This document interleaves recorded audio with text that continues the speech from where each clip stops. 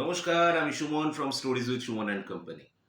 গত বুধবারের মতো এই বুধবারও একটা এপিসোড নিয়ে আপনাদের কাছে চলে এসেছি। এপিসোডটা কি নিয়ে সেটা থাম্বনেলে তো আপনারা দেখতেই পাচ্ছেন। কিন্তু দুটো ব্যাপারে একটু কথা বলে নিই প্রথমে। প্রথম কথা, আজকের এপিসোডটা একটু স্পেশাল, কারণ এটার পেছনে কিছু রিসার্চ রয়েছে এবং এই রিসার্চটা করতে আমাকে হেল্প করেছে আমারই teammate Moumita Chakraborty. So thanks to her. আর দ্বিতীয় কথা, আপনারা গত বুধবারে ওয়ার্ল্ড কাপের এপিসোডটা পছন্দ করেছেন। যারা দেখেছেন তাদেরকে অশেষ অশেষ ধন্যবাদ। আর যারা এখনো পর্যন্ত দেখেননি তারা প্লিজ দেখবেন, ডেসক্রিপশনে লিংক দেওয়া থাকবে গত এপিসোডে। এবার চলে আসি আজকের গল্পে। তো আজকে আমরা যে বিষয়টা নিয়ে কথা বলতে চাই সেখানে দুটো ব্যাপার প্রথমে ইম্পর্টেন্ট। এক নম্বর হচ্ছে, এই যে আজকে আমরা যারা বই পড়তে খুব ভালোবাসি, আচ্ছা বই আপনারা হাতে পাওয়ার পরে সবার প্রথমে কি দেখেন? যেমন আমি একটা বই হাতে নিলাম, এই বইটার মধ্যে আমি তো সবার প্রথমে দেখি, ছোটবেলা থেকে তাই দেখতাম, বইয়ের প্রচ্ছদ কেমন, আচ্ছা বইয়ের বিষয়বস্তু which is very very important. কিন্তু তার থেকেও বেশি সবার প্রথমে যেটা করতাম সেটা হচ্ছে এই যে বই খুলে তার সুঘ্রাণটা নেওয়া। এই যে বইয়ের ভেতরে থাকা ছাপার অক্ষর, বইয়ের পাতা, এগুলো আমাদের কাছে জীবন্ত হয়ে ওঠে এইভাবে, তাই না? তো আজকের গল্পটা কিন্তু আমাদের এই বিষয়ে কি, তো সেটা হচ্ছে ছাপাখানার ইতিহাস, the history of printing press. তো আমরা ছোটবেলায় সবাই পড়েছিলাম যে, আপনারাও পড়েছেন আমিও পড়েছি, যে প্রথম ছাপাখানা কে আবিষ্কার করেন, হু invented it first, and we all know the answer is Johannes Gutenberg from Germany, definitely. কিন্তু এটা কি জানেন যে জোহানেস গুটেনবার্গের আগেও ইতিহাসে প্রিন্টিং ছিল? সেটা কি গল্প? তাহলে সেটা ছোট্ট করে বলি। সালটা হচ্ছে 618। 618 থেকে 907 এই সালে ট্যাং ডাইনাস্টি চীনে তাদের প্রভাব বিস্তার করেছিল এবং সেই ট্যাং ডাইনাস্টিতেই প্রথম চীনে বুদ্ধিজমের প্রচারও হয়। এই ট্যাং ডাইনাস্টি চলাকালীনই কিন্তু প্রথম চীনারা পত্তন করে উড ব্লক প্রিন্টিং এর। এবার প্রথমে একটু করে বলে দিই, উড ব্লক প্রিন্টিংটা কি। উড ব্লক প্রিন্টিং হচ্ছে সেই প্রিন্টিং যে একটা উড ব্লকের মধ্যে অনেকটা টেক্সট লেখা থাকতো, কিছুটা টেক্সট লেখা থাকতো, সেইটাকে প্রচন্ড জোরে প্রেস করে প্রথমে কোনো অ্যাপারেল মানে কাপড়ের মধ্যে এবং পরবর্তীকালে পেপারের মধ্যে প্রিন্টিংটাকে প্রিন্ট করা হতো। এটা ছিল উড ব্লক প্রিন্টিং। এই উড ব্লক প্রিন্টিং এর মাধ্যমে বুদ্ধ ধর্মের প্রচার এবং সেই ডাইনাস্টির প্রচার করতো চীনারা। এই বুদ্ধ ধর্মের প্রচারের একটা নিদর্শন 868 সালে প্রথম, যেটা প্রামাণ্য দলিলও বটে, 868 সালে প্রথম ছাপা বইয়ের নাম ডায়মন্ড সূত্র। এটিতে বুদ্ধের জীবন এবং বুদ্ধের বাণী সম্বন্ধে আলোচনা করা হয়েছে। এবার গেল, এটা গেল উড ব্লক প্রিন্টিং। এই উড ব্লক প্রিন্টিং তো ছিল এই আপনার 618 থেকে 907 সালের মধ্যে। 868 সালে ডায়মন্ড সূত্র ছাপা হলো। কিন্তু এর পরের ইতিহাসটা মুভ করলো 1040 সাল, 1040s। সেই সময় আরেকজন চীনা অ্যালকেমিস্ট বাই সেং, তিনি বেকড ক্লে পিসেসের মাধ্যমে মুভেবল প্রিন্টিং স্টার্ট করেন। এবার এর আগে কি ছিল? স্ট্যাটিক প্রিন্টিং ছিল, মানে একটা উড ব্লকের মধ্যে প্রিন্ট করা হতো এবং তাতে বেশি অনেকটা অংশ কিন্তু প্রিন্ট করা পসিবল হতো না। তো এবার যখন মুভেবল টাইপিং মেশিন এলো, তখন কিন্তু বেশ অনেকটা অংশ টাইপ করা পসিবল হলো, মানে প্রিন্ট করা পসিবল হলো। এবং সেটা স্টার্ট করলেন অ্যালকেমিস্ট বাই শেং, যিনি বেকড ক্লে পিসেসের মাধ্যমে এইটা শুরু করেছিলেন। ল্যাটার হাফে কোরিয়ানরা মেটাল টাইপ পিস নিয়ে আসে এবং মেটাল টাইপ পিস যেটা মুভেবল ছিল, তখন তো মুভেবল চলে এসছে, মেটাল টাইপ পিস। এবং তাদের ওল্ডেস্ট সার্ভাইভিং বুক যেটা মেটাল টাইপ পিস দিয়ে তারা প্রিন্ট করেছিল, দ্যাট ইজ কোরিয়ান জিগজি, এবং সেটা হচ্ছে 1377 সালে। তো এই হলো প্রথমে এশিয়াতেই কিন্তু প্রিন্টিং এর জন্ম বলা যেতে পারে, মানে প্রিন্ট করার জন্ম কিন্তু এশিয়াতেই শুরু হয়। এরপরে আমরা চলে যাব ইউরোপিয়ান হিস্ট্রিতে।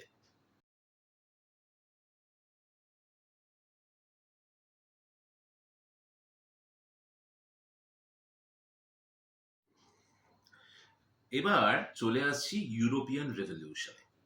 ইউরোপিয়ান রেভলিউশন কিন্তু শুরু হয় জোহানেস গুটেনবার্গের হাত ধরে, এবং জোহানেস গুটেনবার্গের মেকানিক্যাল প্রেস স্টার্ট হয় 1440 সালে। জোহানেস গুটেনবার্গ সম্বন্ধে একটু কথা বলে রাখা এর জন্য ভালো। তিনি প্রফেশনালি একটা প্যাট্রিশিয়ান ফ্যামিলি থেকে বিলং করতেন। জার্মানির মেন্স শহরে তার জন্ম, এবং তার পারিবারিক ব্যবসা ছিল গোল্ড স্মিটিং এবং জেম কাটিং। এবার এইগুলো করতে করতেই তিনি প্রিন্টিং এর ব্যাপারে একটু এক্সপেরিমেন্ট করা শুরু করেন ইন দ্য ইয়ার অফ 1438।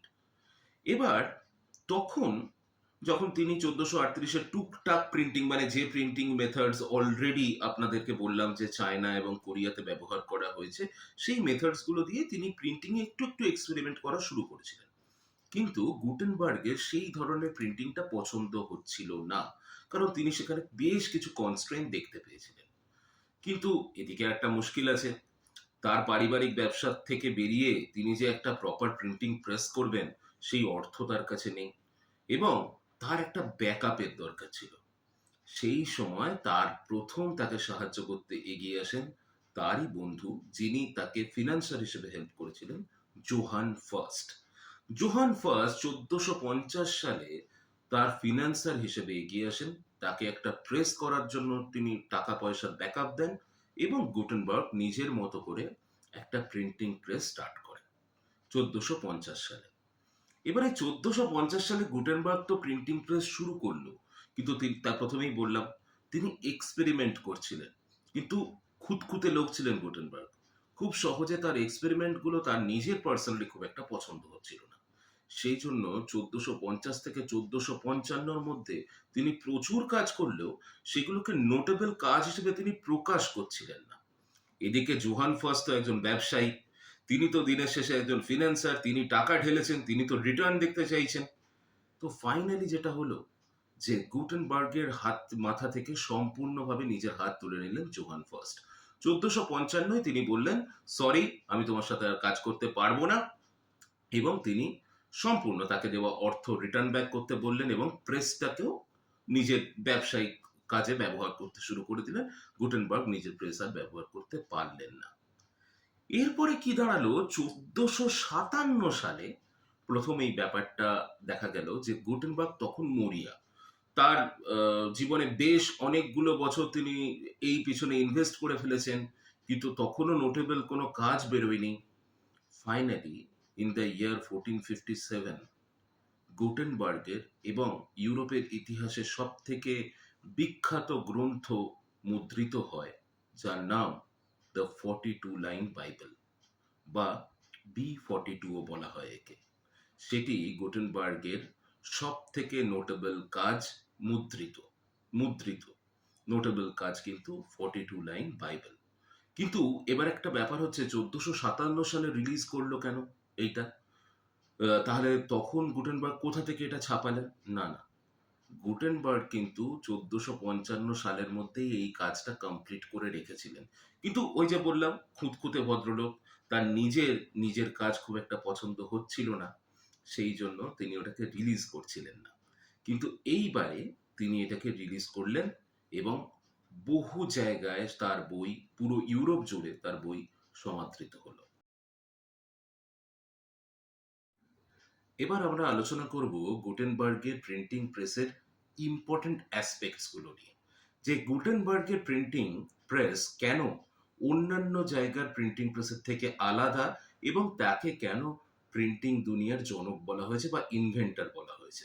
এর পেছনের কয়েকটা কারণ এখন মেনশন করাটা খুব জরুরি। প্রথম কথা, মোল্ড। মোল্ড কিন্তু প্রথম, এক রকমের নতুন ধরনের মোল্ড কিন্তু প্রথম রকম প্রিন্টিং এর ক্ষেত্রে ব্যবহার করেছিলেন জোহানেস গুটেনবার্গ, এবং তাতে যে সুবিধাটা হতো, অনেকটা জায়গায় একসাথে প্রিন্ট করা পসিবল ছিল, যেটা কিন্তু প্রিভিয়াসলি এর আগে কোরিয়ান বা চাইনিজ প্রিন্টিং এ কিন্তু হতো না। অনেকটা জায়গায় একসাথে এই মোল্ডের মাধ্যমে কিন্তু প্রিন্ট করা পসিবল হতো, এটা 1 নম্বর। 2 নম্বর কথা হচ্ছে মেটাল অ্যালয় তিনি নিয়ে এসেছিলেন। মেটাল অ্যালয়ের মাধ্যমে কিন্তু একটা স্পেশাল টাইপ করা পসিবল হতো।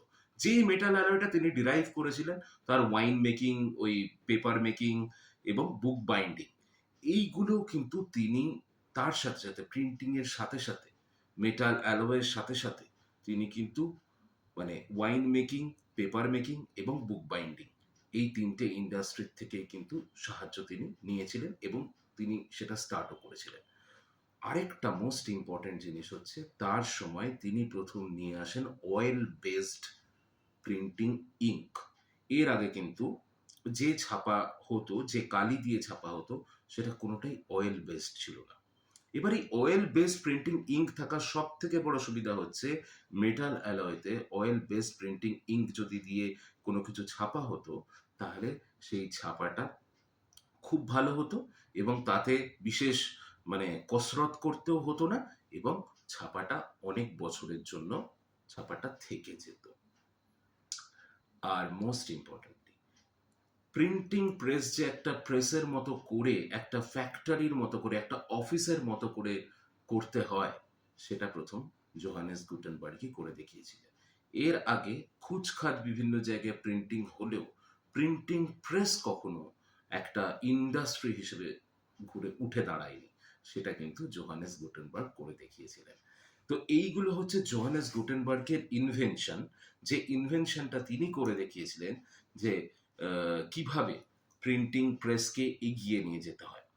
এবং এই যে ফিচার্সগুলো বললাম, এই যে মোল্ডের কথা, মেটাল অ্যালয়ের কথা, একটা নতুন প্রেস এবং most importantly sorry oil based printing ink, এইগুলো কোনোটাই কিন্তু চাইনিজ বা কোরিয়ান প্রসেসগুলোর মধ্যে প্রিভিয়াসলি কিন্তু ছিল না। এগুলো কিন্তু সম্পূর্ণ গুটেনবার্গেরই ইনভেনশন। এবং এই ইনভেনশনের মাধ্যমে নেক্সট 500 বছর ইউরোপের 500 বছর, নেক্সট 500 বছর সারা ইউরোপ কন্টিনেন্ট জুড়ে 500 বছর ধরে গুটেনবার্গের এই প্রসিডিওরটাই কিন্তু ফলো করা হয়েছিল।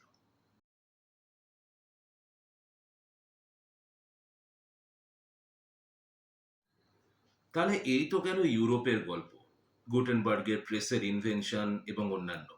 কিন্তু ভারতবর্ষে প্রিন্ট কি করে এলো, এটার কিন্তু একটা বেশ মজার গল্প রয়েছে। সালটা 1556, তখন পর্তুগিজদের হাতে গোয়া। তো 1556 সালে পর্তুগিজদের একটা জাহাজ গোয়ার বন্দরে ভিড়ল এবং খুব হঠাৎ করেই বন্দরে ভিড়ল এবং তার মধ্যেই ছিল প্রথম প্রিন্টিং প্রেস, যেটা ভারতবর্ষে এসেছিল। এবার হঠাৎ করে পর্তুগিজরা কেন ভারতবর্ষে প্রিন্টিং প্রেসকে নিয়ে এলো? আসলে না, that is purely nothing but an accident. এই পার্টিকুলার প্রিন্টিং প্রেসটা পর্তুগিজ মিশনারিরা নিয়ে যাচ্ছিল তৎকালীন ইথিওপিয়ায়। কিন্তু ইথিওপিয়ার তখন যে পলিটিক্যাল কন্ডিশনটা আনস্টেবল থাকার জন্য এবং মিশনারিজদের কথা মাথায় রেখে পর্তুগিজ গভর্নমেন্ট সেইটা ইথিওপিয়ায় নিয়ে যেতে দেয়নি। তারা জানায় যে যেখানে বন্দরে, যে বন্দরে অ্যাকচুয়ালি ওইটা ভিড়েছে, সেটা তখন তারা জানতে পারে যে গোয়া বন্দরে জাহাজ ভিড়েছে। তখন গোয়া বন্দরের জাহাজটা বেড়ার পর সেখান থেকে প্রিন্টিং প্রেসটা নিয়ে গোয়াতে প্রথম প্রিন্টিং প্রেস নিয়ে যাওয়া হয়। মুভেবল প্রিন্টিং প্রেস, অবশ্যই মুভেবল প্রিন্টিং প্রেস প্রথম গোয়াতে নিয়ে যাওয়া হয়। সেন্ট পলস কলেজ গোয়াতে প্রথম সেই প্রিন্টিং প্রেসটা স্থাপন করা হয় ইন দ্য ইয়ার 1556। এবার প্রিন্টিং প্রেস তো চলে এলো 1556 সালে গোয়াতে সেন্ট পলস কলেজে, কিন্তু সেই প্রিন্টিং প্রেসটা কি শুধু শুধু পড়ে থাকবে? কারণ তৎকালীন যুগে প্রিন্টিং প্রেস প্রচন্ড এক্সপেন্সিভ ছিল এবং পর্তুগিজ গভর্নমেন্টও চাইছিল না যে তাদের প্রিন্টিং প্রেসটা পড়ে পড়ে নষ্ট হোক। তো তখন তারা কি করবে? তখন সুদূর পর্তুগাল থেকে একজন ট্রেন্ড টেকনিশিয়ানকে ভারতবর্ষে পাঠানো হলো, আই মিন গোয়াতে পাঠানো হলো। গোয়াতে পাঠানো হলো এবং তিনি এখানে একজন তার ইন্ডিয়ান অ্যাসিস্ট্যান্টকে সিলেক্ট করলেন, তাকে শিক্ষানবিশি দিলেন এবং তারা দুজনে মিলে প্রথম সেই প্রিন্টিং প্রেসের কাজ শুরু করলেন সেন্ট পলস কলেজে। সেন্ট পলস কলেজে কি কাজ হতো তখন? খুব নমিনাল খুচখাচ কাজ হতো, যেমন সেন্ট পলস কলেজের কোনো ব্রশিয়ার, তাছাড়া কোনো ট্রেনিং প্রোগ্রাম বা কোনো নোটিশ লুজ শিটের মধ্যে ছাপা শুরু হলো এই প্রিন্টিং প্রেসের মাধ্যমে। এটা শুরু হলো প্রথম কাজ। এবং শুধু তো সেইটুকু কাজ করলে তো হবে না, এবং আরো মানে একটা প্রিন্টিং প্রেস এসছে, তা সেটাকে দিয়ে আরো বেটার কিছু কাজ করতে হবে। তো তখন ফুল ফ্লেজেড বই ছাপা হলো কিন্তু তার কিছুটা পরে 1579, 1579 সালে কোচিনে একজন ক্যাথলিক প্রিস্ট একটি বই ছাপলেন। থমাস জোসেফ, তিনি ইন্ডিয়াতে এসেছিলেন এবং তিনি তখন লোকাল ল্যাঙ্গুয়েজ কোঙ্কনি ভাষার ওপরে তিনি প্রচন্ড রকমের ইমপ্রেসড হয়ে পড়েন। এবার এখানে আরেকটা কথা এখানে ইনফরমেশন দিয়ে রাখা ভালো, তখন এই পশ্চিম ভারতীয় উপকূলে মেনলি দুটো ভাষায় কথাবার্তা হতো, একটা হচ্ছে কোঙ্কনি আর একটা হচ্ছে কানাডা। এই দুটো ভাষায় কথা হতো। তো থমাস জোসেফ 1579 এসে তিনি কোঙ্কনি ভাষার প্রতি তার কোঙ্কনি ভাষাটা প্রচন্ড ভালো লাগে এবং তিনি কোঙ্কনি ভাষার প্রচার শুরু করেন।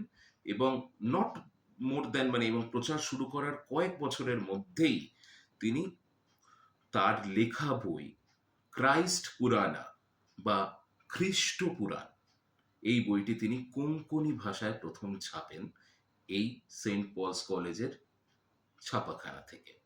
এবং আপনারা শুনলে অবাক হবেন, এই খ্রিস্ট পুরাণ ছিল হচ্ছে যীশু খ্রিস্টের জন্মের ইতিহাস, কিন্তু এই বইটা তিনি বেসিক্যালি বেস করেছিলেন আমাদের এপিক রামায়ণের ওপরে। মানে রামায়ণের ওপর বেস করেই কিন্তু তিনি এটাকে একটা কাব্যিক ধরন দিয়েছিলেন, মহাকাব্যিক ধরন দিয়েছিলেন তার এই বই ক্রাইস্ট পুরাণাতে।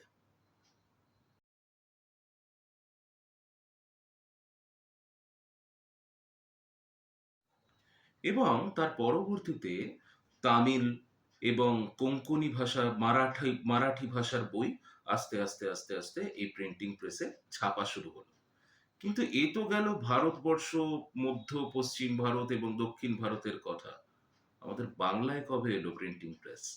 ডেফিনেটলি বলবো 1777 সালে ইস্ট ইন্ডিয়া কোম্পানি সাহেবদের হাত ধরে কলকাতায় একই সাথে দুখানা প্রিন্টিং প্রেসের জন্ম হলো। একটি হলো কলকাতায়, যেটি স্থাপন করলেন জেমস অগাস্টাস হিকি, যার নামে জেমস হিকি সরণি, যেটা এখন ডেকার্স লেন নামে পরিচিত। আরেকটি স্থাপন করলেন স্যার চার্লস উইলকিন্স, তিনি স্থাপন করলেন হুগলিতে, প্রিসাইজলি শ্রীরামপুরে। এই দুটোই স্থাপিত হলো হচ্ছে 1777 সালে। এরপর 1778 সালে চার্লস উইলকিন্স শ্রীরামপুর মানে হুগলি এবং হুগলি সংলগ্ন একটি লোকাল ভদ্রলোকের সঙ্গ লাভ করলেন। তার নাম হচ্ছে পঞ্চানন কর্মকার। তিনি ছিলেন একজন মেটাল ব্যবসায়ী বা বলতে পারেন ব্ল্যাক স্মিথ, মানে তিনি মেটালের কাজকর্ম করতেন। এবং তিনি পাঞ্চ কাটিংটা তখন প্রথম তাকে দেখালেন যে তিনি পাঞ্চ কাটার হিসেবেও কাজ করতে পারেন। পাঞ্চ কাটার নিয়ে একটু বলে রাখা ভালো, প্রথমের দিকে এই যে মেটাল অ্যালয় থেকে কিভাবে শব্দ এবং অক্ষরগুলো লেখা হবে সেটা পাঞ্চ কাটাররা করত। তো সেই লোকালাইটস পঞ্চানন কর্মকারের সহায়তায় স্যার চার্লস উইলকিন্স 1778 সালে তিনি একটি মুভেবল মেটাল বেঙ্গলি টাইপফেস তৈরি করে ফেললেন। এটা কিন্তু খুব ইম্পর্টেন্ট। এই পঞ্চানন কর্মকার সাহায্য না করলে কিন্তু চার্লস উইলকিন্স এটা করতে পারতেন না, কারণ তিনি তো আর বাংলা ল্যাঙ্গুয়েজটা জানেন না। কিন্তু পঞ্চানন কর্মকার তাকে মুভেবল মেটাল বেঙ্গলি টাইপফেস তৈরি করতে সাহায্য করলেন। আর এটা তৈরি হয়ে যাওয়ার পরেই একটা ঐতিহাসিক এবং অসাধারণ কাজ হলো। প্রথম প্রিন্ট হলো Nathaniel Brassey Halhed's a grammar of the Bengali language, অর্থাৎ বাংলা ভাষার ব্যাকরণের বই প্রথম ছাপা হলো এখান থেকে।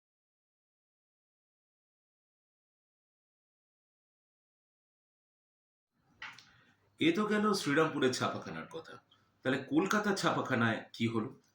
কলকাতার ছাপাখানা 1780 সালে জেমস হিকি, যিনি কলকাতার ছাপাখানাটা তিনি স্থাপন করেছিলেন, 1780 সালে তিনি পাবলিশ করলেন হিকিস বেঙ্গল গেজেট, যেটা বলা যেতে পারে ভারতবর্ষের প্রথম নিউজ পেপার। কিন্তু এটার একটা স্যাড ইনসিডেন্টও আছে এটার সঙ্গে জড়িয়ে। তৎকালীন গভর্নর জেনারেল ওয়ারেন হেস্টিংসের সঙ্গে এই হিকি সাহেবের খুব একটা পড়তো না, খুবই খারাপ সম্পর্ক ছিল এদের মধ্যে, এবং মাঝে মধ্যে ওয়ারেন হেস্টিংসের ব্যাপারেও কিন্তু বেঙ্গল গেজেটে, হিকিস বেঙ্গল গেজেটে হিকি প্রচারও করেছিলেন। সেই জন্য প্রথম কথা তাকে কনভিক্ট করা হয় ইন দ্য ইয়ার অফ 1782, এবং তার ছাপাখানাও প্রপারলি বন্ধ করে দেওয়া হয়। কিন্তু 1780 সালে প্রকাশিত হিকিস বেঙ্গল গেজেট খুব খুব ইম্পর্টেন্ট একটা ভেঞ্চার, বিকজ অফ দ্যাট এটাই ভারতবর্ষের প্রথম নিউজ পেপার। এরপর 1784 সালে ফ্রান্সিয়ার গ্ল্যাডউইন তিনি এস্টাবলিশ করেন ক্যালকাটা গেজেট প্রেস, এবং সেইখান থেকে গভর্নমেন্টের অফিসিয়াল নোটিশ পাবলিশ করা হতো। আবার 1800 সালে শ্রীরামপুরের তিনজন সাহেব, উইলিয়াম ক্যারি, জোশুয়া মার্সম্যান এবং উইলিয়াম ওয়ার্ড, এনাদেরকে বলা হতো শ্রীরামপুর ট্রায়ো, এরা তিনজনে মিলে স্থাপন করেন দ্য শ্রীরামপুর মিশন প্রেস। এবং সব থেকে ইম্পর্টেন্ট ব্যাপার, এই Serampore mission press after some decades এটা লার্জেস্ট টাইপ ফাউন্ড্রি ইন এশিয়াতে পরিণত হয়, এবং এদের এখান থেকে 40টি ভাষার বই প্রকাশিত হয়েছে। তারই সাথে এই শ্রীরামপুরে যেমন 1800 সালে দ্য শ্রীরামপুর মিশন প্রেস তৈরি হলো, ঠিক তেমনি ভাবে 1800 সালেই ফোর্ট উইলিয়াম কলেজ স্থাপিত হয় ব্রিটিশদের দ্বারা কলকাতাতে, এবং সেটা স্থাপিত হয়েছিল টু ট্রেন দ্য অ্যাডমিনিস্ট্রেটরস, যারা অ্যাডমিনিস্ট্রেটর ছিল তাদেরকে ট্রেন করা হতো ফোর্ট উইলিয়াম কলেজে। এবং তাদেরকে ট্রেন করার জন্য যেহেতু টেক্সট বুকের প্রচুর চাহিদা ছিল, তাই ফোর্ট উইলিয়াম কলেজেও কিন্তু একটি প্রিন্টিং প্রেস এনে রাখা হয়, এবং সেইখান থেকে বেঙ্গলি প্রোজ ছাপা হতো, মানে বাংলা গদ্য ছাপা হতো। সেটাই কিন্তু ফোর্ট উইলিয়ামেই কিন্তু বাংলা গদ্য ছাপা প্রথম শুরু হয়। তাহলে কি বাংলায় যা যা কাজ হয়েছে সব ব্রিটিশ সাহেবরাই করেছেন, আমাদের দেশীয় নেটিভসরা কিছুই করেননি? না না, করেছেন করেছেন। 1807 সালে প্রথম নেটিভ দ্বারা তৈরি প্রেস স্থাপিত হয় খিদিরপুরে, যার ওনার ছিলেন বাবুরাম। তিনি যে কাজটা করতেন, তিনি দেবনাগরী হরফের প্রিন্টিং করতেন, এবং তার প্রেসের আন্ডারে সংস্কৃত বই ছাপা হতো। সেটি ছিল ভারতীয়দের দ্বারা তৈরি প্রথম প্রেস কলকাতার খিদিরপুরে।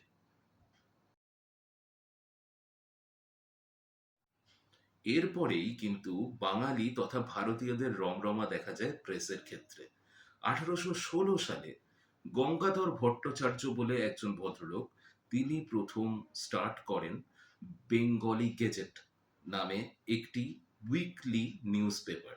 যদিও সেটি বেশি দিন চলেনি, কিন্তু একটা উইকলি নিউজ পেপার হিসেবে তিনি বেঙ্গলি গেজেট বলে একটি নিউজ পেপার স্টার্ট করেছিলেন। কিন্তু যেটা বেশি দিন চলেছিল সেটা হচ্ছে 1818 সালে শ্রীরামপুর মিশন তারা লঞ্চ করে দুটো জিনিস। একটা হচ্ছে দিগদর্শন নামের একটা মান্থলি ম্যাগাজিন, এবং সমাচার দর্পণ নামের একটি উইকলি বাংলা নিউজ পেপার। তাই সমাচার দর্পণ বাংলা নিউজ পেপার হিসেবে কিন্তু উইকলি, মানে এটা উইকলি আসতো তখন, উইকলি নিউজ পেপার।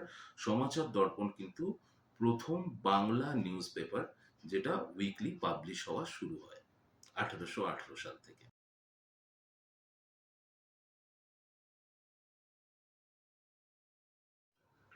এছাড়া আমাদের বাংলার বিখ্যাত মনীষী রাজা রামমোহন রায় 1822 সালে মিরাট উল আখবর বলে একটি পার্সিয়ান ল্যাঙ্গুয়েজ জার্নাল প্রকাশ করেছিলেন। এছাড়া সংবাদ কৌমুদি বলে তিনি একটি বাংলা উইকলি নিউজ পেপারও কিন্তু চালাতেন।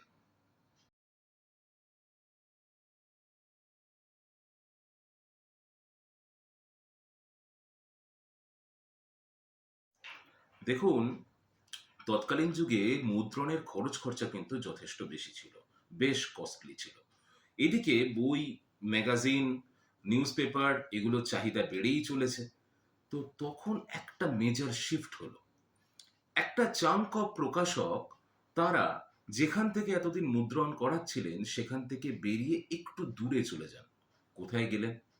সেখানে গেলেন যেখানে কোথাও না কোথাও মুদ্রণের খরচ তুলনামূলকভাবে কম। কিভাবে কমছে?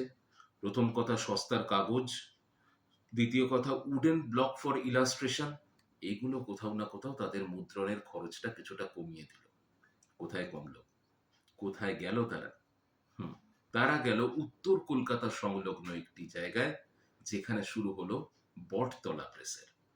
বটতলা প্রেস, বটতলা প্রেসের গল্প আপনারা চাইলে আমরা আরো ডিটেলে বটতলা প্রেসের গল্প করব, কিন্তু আজকে যেটুকু ইনফরমেশন দিতে চাই, বটতলা প্রেসে কিন্তু মোস্ট অফ দ্য প্রকাশক, তখনকার দিনে একটা চাঙ্ক অফ প্রকাশক কিন্তু বটতলা প্রেসের আন্ডারে চলে গেল। তাদের প্রকাশনা সংস্থার যে মুদ্রণের কস্টিং এবং অন্যান্য কিছু অনেকটা কম লাগলো, এবং প্রচুর পরিমাণে বটতলা প্রকাশনা সংস্থা থেকে মহাকাব্যের বই যেমন রামায়ণ, মহাভারত, বিভিন্ন ধরনের পঞ্জিকা এবং তৎকালীন যুগের পাল্প ফিকশন, যেটা এখনকার যুগে সবাই ব্যঙ্গ করে আমরা চটি বই বলি, সেইগুলো প্রচুর কিন্তু বটতলা প্রেস থেকে ছাপা হতে শুরু করলো। এইটা কিন্তু মুদ্রণের ইতিহাসে বটতলা প্রেসের কিন্তু একটা বিশেষ বিশেষ জায়গা আছে, সেটা আপনি সেটাকে পছন্দ করুন বা না করুন।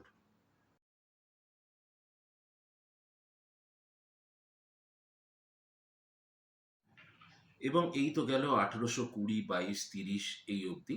তারপরে 1830 সালের পর থেকে আস্তে আস্তে মেজর পাবলিকেশন হাউসগুলো কিন্তু উঠে আসে, এবং বইয়ের চাহিদার যোগান তখন কিন্তু দেওয়া আস্তে আস্তে শুরু হয়। 1880 সাল থেকেই কিন্তু মেজর পাবলিকেশন হাউসদের উত্থান কিন্তু বাংলার বাজারে দেখতে পাওয়া যায়। এখানে বিশেষভাবে নোটেবল নামটা হচ্ছে আমাদের বাংলা সাহিত্যিক উপেন্দ্র কিশোর রায়চৌধুরী। তার একটি কোম্পানি ছিল ইউ রে অ্যান্ড সন্স। তারা কিন্তু সেই সময় বিখ্যাত ছিল তাদের হাফ টোন ব্লক প্রিন্টিং এবং মাল্টি কালার রিপ্রোডাকশনের জন্য। এটা কিন্তু 1880 সাল, এবং শুধু তারা নন, আরো অনেক বিখ্যাত পাবলিকেশন হাউস সেই সময় কিন্তু তৈরি হয়, কারণ ততদিনে প্রিন্টিং আমাদের বাংলায় প্রচুর পপুলারিটি পেয়ে গেছে এবং প্রচুর মানুষ এই প্রিন্ট মিডিয়াতে যুক্ত হয়ে গেছেন। এবার তখন বহির্বিশ্বে মানে ইউরোপে এবং তৎকালীন সারা বিশ্বে স্টিম এবং রোটারি প্রেসের কিন্তু উদ্ভাবন হয়ে গেছে। স্টিম এবং রোটারি প্রেসটা কি? ফ্রেডরিক কোয়েনিক স্টিম পাওয়ার্ড প্রেস এবং রোটারি প্রেস।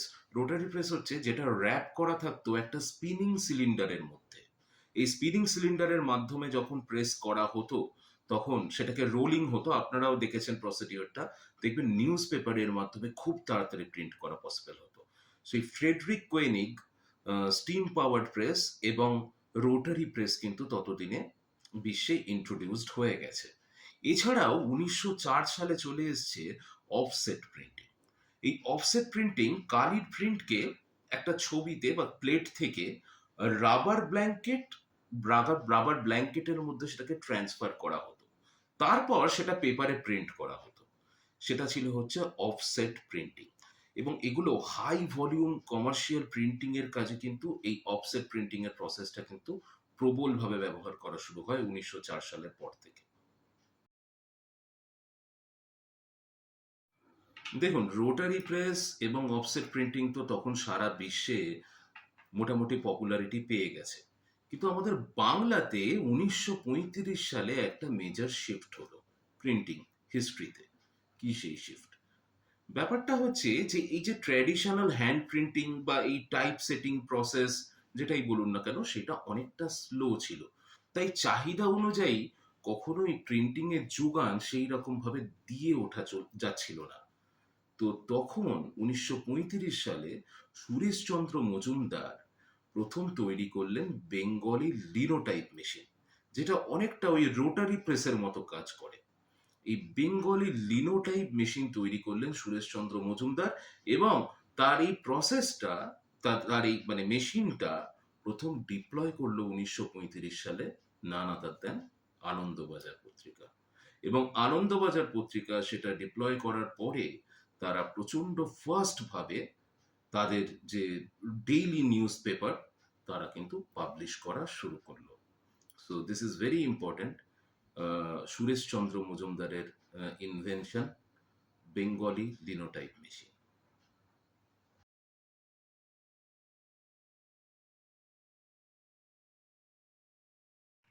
এরপরে লেট 20th সেঞ্চুরিতে আসলো হচ্ছে আমাদের ডিজিটাল প্রিন্টিং এবং তার পরবর্তীকালে 3D প্রিন্টিং, যেটা আমরা এখন ব্যবহার করছি। তো এই গেল হচ্ছে আমাদের স্টোরিজ উইথ সুমন অ্যান্ড কোম্পানির প্রেজেন্টেশন, মুদ্রণের ইতিহাস, the history of print press. তো যাই হোক, কেমন লাগলো আমাদের এপিসোড একটু আমাদেরকে যদি জানান, আমাদের পার্সোনালি প্রচন্ড ভালো লাগবে।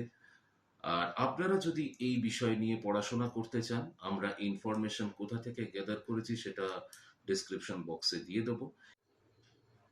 তো আজকের এপিসোড এই অবধি। প্রত্যেক শনিবার আমরা আপনাদের কাছে গল্প নিয়ে আসি, আর প্রত্যেক বুধবার আপনাদের সঙ্গে আমরা গল্প করতে আসি বিভিন্ন রকমের টপিক নিয়ে। তো কেমন লাগছে আমাদের এই বুধবারের নতুন এপিসোডস গুলো, আপনারা প্লিজ আমাদেরকে কমেন্ট করে জানান। আজকের এপিসোডের ইনফরমেশন আমরা কোথা থেকে নিয়েছি আপনাদেরকে বললামই, সেগুলো আমরা আমাদের ডিসক্রিপশন বক্সে দিয়ে দেবো, আপনারা সেগুলো নিয়ে পড়াশোনা করতে পারেন। আর যদি এটা ইন্টারেস্টিং লাগে তাহলে প্লিজ, আপনি তো দেখবেনই, আপনার বন্ধু বান্ধবের সঙ্গে প্লিজ শেয়ার করবেন। আর আজকের এই পার্টিকুলার পর্বে আমাকে এই প্রত্যেকটা ইনফরমেশন পেতে আমার সঙ্গে যে একই সাথে মগজমারি করেছে, she is none other than my teammate Moumita Chakraborty. Thanks to her for this actually. তো studios with Suman and company আবার ফিরে আসবে এই শনিবার একটা গল্প নিয়ে, এবং পরের বুধবার এই রকমই একটা ইন্টারেস্টিং এপিসোড নিয়ে। টিল দেন ভালো থাকবেন, আনন্দে থাকবেন, ওয়ার্ল্ড কাপ দেখবেন। Bye, good night.